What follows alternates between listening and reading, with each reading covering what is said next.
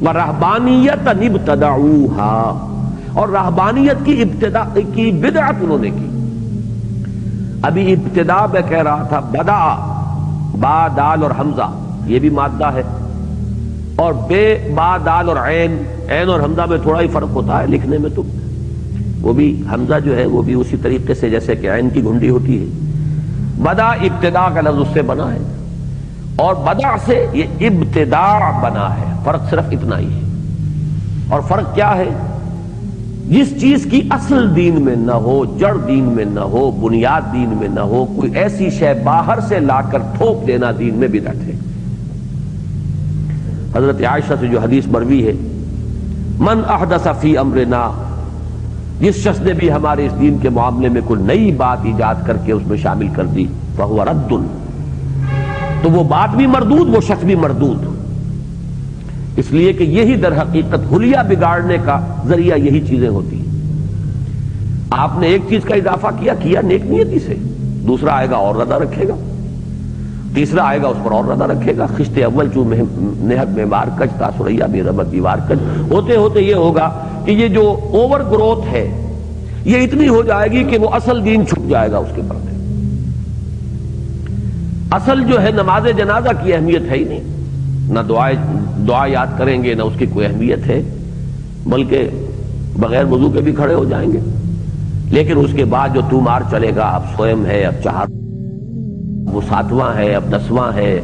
اور پھر یہ کہ برسیاں ہیں، 40واں تو خیر بہت ہی بڑی ٹھاٹ شان کے ساتھ منایا جائے گا۔ نہیں کریں گے تو معلوم ہوگا کہ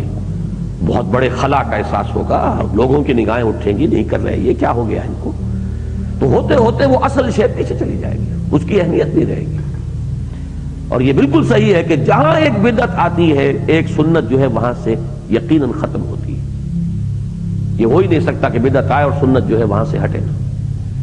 بہرحال وہ ایک علیحدہ بحث ہے بدعت، لیکن میں نے صرف اس لیے عرض کر دیا کہ یہاں سے وہ لفظ بنا ہے۔ اور قرآن مجید میں اللہ کو جو کہا گیا بدیع السماوات والارض، اس کے معنی یہی ہے، انگریزی میں جسے کہتے ہیں کریشن ایکس نہیلو، عدم محض سے وجود میں لانا۔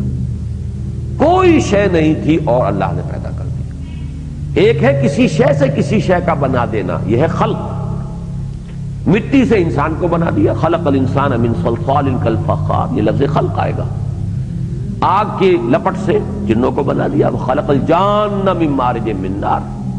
وہ خلق ہے، کسی شے سے کسی شے کو بنانا۔ اور ابداع کیا ہے کہ کچھ نہیں تھا، عدم محض سے وجود لے آنا کسی شے کو، یہ ابداع ہے۔ بدیع السماوات والارض، آسمانوں اور زمین کو عدم محض سے وجود میں لانے والی ہستی۔ تو دین میں بھی جو شے نہیں ہے، ایک ہے اجتہاد، جڑ موجود ہے، بنیاد موجود ہے، آپ اس میں اس جڑ میں شاخیں نکل رہی ہیں، بات آگے چل رہی ہے، اصل جڑ ہے اپنی جگہ پر قائم، وہ اجتہاد ہوگا۔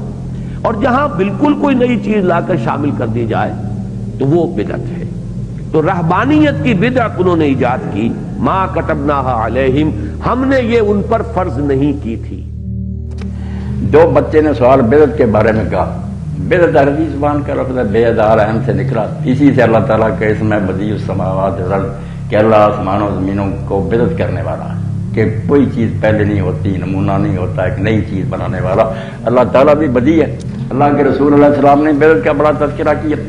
بدعت جو ہے نا وہ دین میں نکالی جائے، من احدث فی امرنا ھذا، حضور نے دنیاوی معاملات سے نہیں کہا، وہ تو کھجوروں والے قصے میں صاف کر دیا کہ تمہارا امر دنیا کا، اپنے دنیا کے کام کرنا یہ تم خود بہتر جانتے ہو، جو چاہے ایجادیں کرو، ترقیاں کرو، اسلام اس میں رکاوٹ نہیں ڈالتا، مگر جو عبادات ہیں، اللہ تک پہنچنے کی باتیں ہیں، جن سے اللہ خوش ہوتا ہے، جنت ملتی ہے، رسول راضی ہوتا ہے، وہ شعبہ نامکمل نہیں چھوڑا، اس میں نئی نئی باتیں نکالنے کا کسی کو حق نہیں۔ وہ اس کے بارے میں آپ نے بتایا کہ ہمارے اس کام میں، دین میں، اس لیے دو لفظ الگ الگ یاد رکھیں، ایک اقترابات ہے، اللہ کا قرب حاصل کرنے کی، اس کی پہچان کیا کہ غیر مسلم آپ کے ساتھ شریک نہیں ہوگا۔ ہندو سکھوں کا ہمارے ساتھ مل جاؤ درود شریف پڑھنے میں نماز نہیں آئے گی، اور اگر جہاز پر سوار ہونا ہے، انہوں کی استعمال کرنی ہے دوسرے، یہ سارے کریں۔ یہ ارتفاقات دنیا کی زندگی کو آسانی سے گزارنے، اس میں کوئی ترقی منع نہیں، نئی سے نئی چیز نکالے، اس کا بدعت سے کوئی تعلق نہیں، نہ یہ ناجائز ہے۔ اقترابات جو ہیں قربت اللہ کی باتیں، ان میں اگر کہتا کہ رسول اللہ اس میں بھی دین نامکمل چھوڑ کے ہم کسر پوری کر رہے ہیں تو یہ دین میں بہت بڑی بے ادبی شمار ہوئی. شرک کے بعد سب سے بڑا جرم کہا گیا کہ تم دین میں امینڈمنٹ کرتے ہو. اللہ کا رسول دین بھی نہیں پورا دے کے گیا. الیوم اکملت لکم اعلان ہو گیا کہ دین آج پورا ہو گیا. دین میں نہ نکالو دنیا میں جتنی چاہے ویرائٹیاں نکالو, ترقیاں کرو, یونیورسٹی نئی سے نئی چیزیں بنائے, بسم اللہ دی نہ پوچھے دے دو.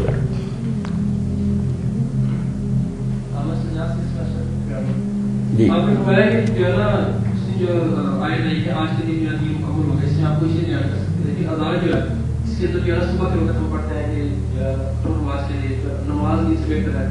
ٹھیک ہے, یہ حضرت عمر رضی اللہ عنہ کے دور کے اندر آپ نے اس کو جاری فرمایا تھا. اسی طرح جو ہے نا یہ جو تراویح پڑھتے ہیں یہ بھی جو ہے نا 20 تراویح تو آپ سے کوئی ثابت نہیں کہ آپ پورے 30 دن متواتر پڑھی ہو, یہ بھی بعد میں حضرت عمر کے دور میں شروع ہوئی. اس کے بارے میں آپ کا یہ دونوں مثالیں جو بچے نے دی نا بہت اچھی بات ہے. اس طرح ذہن کلیئر کرنا چاہیے کہ یہ باتیں بھی دین کی ہیں. اب یہ کہ الصلاۃ خیر من النوم, اگر تو بات بیٹا یہی ہے کہ یہ حضرت عمر رضی اللہ نے اپنے دور میں شروع کیا, جیسے امام مالک نے بھی ایک روایت لکھی ہے, مگر اس کے بارے میں یہ جاننا چاہیے ہمارے یہاں جو ہے نا علم روایت یہ حدیث یہ ایک سائنس ہے, بڑی محنت ہوئی ہے اس پر. افسوس یہ ہے کہ مدرسوں میں بھی اس کا اہتمام نہیں, لڑکے بھی بس کتاب پڑھی اور سنانے لگے کہ مشکات میں ہی آیا, فلاں میں ہی آیا. باقاعدہ جو ہے نا اس پر ڈھیروں کتابیں ہیں کہ کون ہے اس کو بیان کرنے والے, لکھنے والے نے کس سے لیا, اس نے کس سے لیا, یہ آپس میں ملے ہیں, ان کے حافظے کیسے ہیں, ان کی دیانت کا کیا حال ہے, کس عمر میں ملاقات ہوئی. یہ کتنا علم ہے کہ جب آدمی پڑھتا ہے نا تو سوائے اس کے کہے کہ یہ اللہ کے رسول علیہ السلام کا معجزہ, آخری نبی تھے, اس لیے اللہ نے آپ کے ایک قول کی حفاظت کے لیے بندوبست کیا. یہاں ملاوٹ نہیں ہو سکتی. ملاوٹ کی ہے لوگوں نے بہت ہے, وہی ممبروں پر لوگ سناتے رہتے ہیں, ٹی وی پر بھی آ کر بڑے بڑے ڈاکٹر سناتے ہیں, حدیث کہتے ہیں, مگر کوئی نہیں پوچھتا کہ ڈاکٹر صاحب اس کے آگے لکھا ہوا کہ جھوٹی ہے بات. یہ پوچھنا شروع کر دیں تو انشاءاللہ مسئلے حل ہو جائیں. تو یہ حضرت عمر رضی اللہ کے بارے میں جو ہے نا کہ وہ سوئے رہ گئے, مؤذن نے آ کر ادب سے کہا کہ الصلاۃ خیر من النوم یا امیر المومنین, تو آپ نے فرمایا یہ کلمہ تو بہت اچھا, اس کو آپ نا اذان فجر میں رکھ. یہ بیٹا اتنی مستند نہیں ہے, انویلڈ ٹریڈیشن ہے, نہیں صحیح. اس کے مقابلہ میں دوسری روایتیں جو ہے نا اس میں آتا خود حضور کے زمانہ میں ہوتا تھا, آپ نے ابو محذورہ کو اس کی تعلیم دی. اب جو تو کہہ رہے ہیں نا بچہ, وہ حضرت عمر رضی اللہ کے کہنے پر نہیں کہہ رہے, رسول اللہ کا انہیں ملا حوالہ, وہ آپ لے رہے ہیں بے شک مجھے. جنہوں نے یہ سمجھا, جیسے امام شافعی رحمۃ اللہ علیہ اسی نتیجہ پر پہنچے آخر میں کہ یہ حضرت عمر کی ایجاد, انہوں نے بیٹا چھوڑ دی, بلا جھجک چھوڑ دی کہ اذان میں نہ کہا کرو, یہ الگ کہتے پھرو, کیوں اذان میں اضافہ کرو. اتنے بڑے امام نے محمد ابن ادریس نے کہا اگر عمر رضی اللہ کا یا نا یہ ہم نہیں ان کو حق دیں. اس لیے کوئی بدعت کا جواز نہیں, نہ کوئی نکال سکتا. اب تراویح آپ نے پوچھی, اس کے بارے میں جو پڑھتے ہیں اہل سنت وہ کہتے ہیں کہ رسول اللہ نے پڑھی, بعد میں چھوڑ دی اس لیے کہیں فرض نہ ہو جائے. حضرت عمر رضی اللہ نے اپنے زمانہ میں دیکھا کہ یہ لوگ کوئی ایک ایک دو دو پڑھتے ہیں, کوئی اکیلا اکیلا پڑھتے ہیں, انتشار ہے, ایک ہی مسجد میں ٹولیاں بنے تو کیوں نہ ان کو ایک امام پر اکٹھا کر دیں. انہوں نے ان کو کر دیا اور 8 ہی تراویح حضور پڑھتے تھے, 8 کا حکم انہوں نے دیا. بالکل ایسے ہی حدیث نے کہ دونوں قاریوں سے کہا ان یقوم الناس ب11 رکعت, حضور جو 11 رکعت تہجد کی پڑھتے تھے نا وہی یہ نماز ہے. اول وقت پڑھ لیں تراویح کہتے ہیں, پچھلے وقت پڑھیں تو اس کو لوگ تہجد کہتے ہیں. نماز ایک ہی قیامت ہے, دو نہیں. اس لیے آپ نے جب تراویح پڑھی تہجد نہیں پڑھی, تہجد پڑھی تراویح نہیں پڑھی, ایک نماز 11 رکھتے. حضرت عمر رضی اللہ نے یہی کیا. صرف جو الگ الگ پڑھتے تھے وہ حضور کے 3 دن پڑھنے سے, لوگ بھی جماعتوں سے پڑھتے تھے مگر کچھ اکیلے اکیلے, کچھ جماعتوں سے ایک جگہ کر دی. بعد میں جو لوگوں نے بڑھا لیا, حضرت عمر رضی اللہ نے بیچ نہیں کی, نہ حضرت علی نے نہ حضرت عثمان نے, کوئی روایت نہیں. لوگوں نے بعد میں یہ بڑھا لی اس لیے کہ قیام ہوتا تھا لمبا, 8 رکھتے جو 100 رکعت 100 آیت کاری تلاوت کرتا تھا, ٹھہر ٹھہر کر, رک رک کر, لاٹھیاں لے کر بغلوں میں لوگ کھڑے. انہوں نے کہا یار یہ فرض نماز تو نہیں نا, کہ اس میں اضافہ نہیں ہو سکتا, نفل ہی ہے نا, نفل دن رات میں جتنے جی چاہے پڑے, اس لیے رکھتے ہیں بڑھا دو, جلدی جلدی رکوع سجدے اور ٹانگوں کو ذرا نا آرام مل جائے. بڑھنی شروع ہوگی 16 20 24 28 32 36 تک تو امام مالک کے زمانہ میں پہلی صدی میں ہو گئی. تو لوگ یہ مانتے ہیں, اب بھی مانتے ہیں, بڑے بڑے حنفی اور دوسرے علماء کے سنت آٹھ ہیں, باقی نواب ہیں. یہ ہے حقیقت اس بات کی. یہ اس بدعت میں نہیں آتا کہ دین میں بالکل ایک نئی چیز اپنی طرف سے گھڑی, خود حضور کی پڑی ہوئی. جی حوالے سے بھائی نے پوچھا ہے کہ حدیث میں آتا ہے کہ من سنہ سنتن حسنتن فی الاسلام یا سیئتن، تو اس کے بارے میں ذرا وضاحت فرمائیں۔ یہ حدیث بہت وضاحت طلب ہے، کیونکہ اس سے بڑا فتنہ جو ہے اس نے جنم لیا کہ دین میں نئی نئی باتیں لوگ نکالتے جا رہے ہیں جس کو بدعت کہتے ہیں، اور اسی حدیث کا حوالہ دیتے ہیں کہ حضور نے فرمایا جو اسلام میں ایک اچھا طریقہ کرے تو جو اس کو بعد میں بھی اپنائیں گے ان کا ثواب بھی اس کو ہوگا، جو برا طریقہ کرے گا اس کے کرنے والے بعد میں اس کا گناہ بھی ہوگا۔ اس سے نکال لیا کہ وہ طریقہ خود گھڑے، نیا نکالے، یہ معنی نہیں ہے، طریقہ پہلے ہی ہے دین کا، مگر کسی علاقہ میں نہیں چل رہا،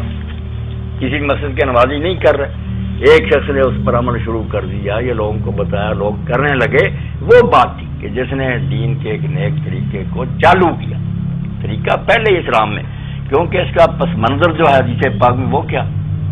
حدیث پاک یہ ہے کہ رسول کریم علیہ السلام کے پاس ایک قبیلہ کے لوگ آئے مسافر، پھٹے ہوئے کپڑے تھے، بری حالت ان کی فاقوں سے،